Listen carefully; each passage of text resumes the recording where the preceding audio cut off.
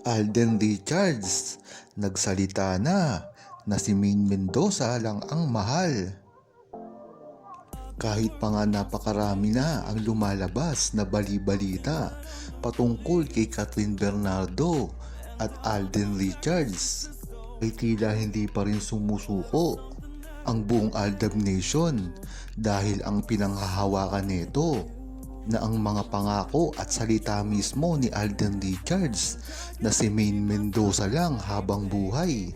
Kung mapapansin kasi ng ibang Pilipino at lahat ng buong Aldab Nation ay alam ito na hindi kailanman ginawa ni Alden Richards ang ginawa niya kay Maine Mendoza. Ito ay ang totoong pagmamahal at nakadokumento na talaga ito na si Maine Mendoza lamang ang gusto niya.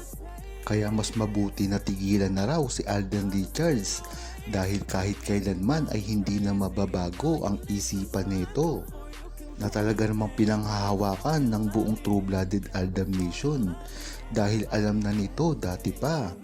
Ang masama lang dito, kumakalat ang mga bashers ngayon ni Alden Richards, lalong-lalo na ang mga fans ng Katniel.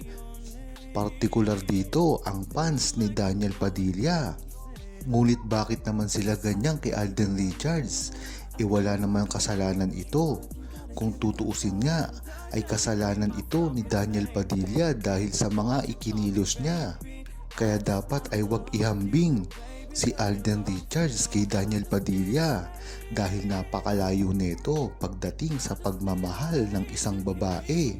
At talagang stick to one lamang si Alden Richards kahit kailan. Huwag kalimutang mag-subscribe, comment at i-like ang video na ito. Thanks for watching!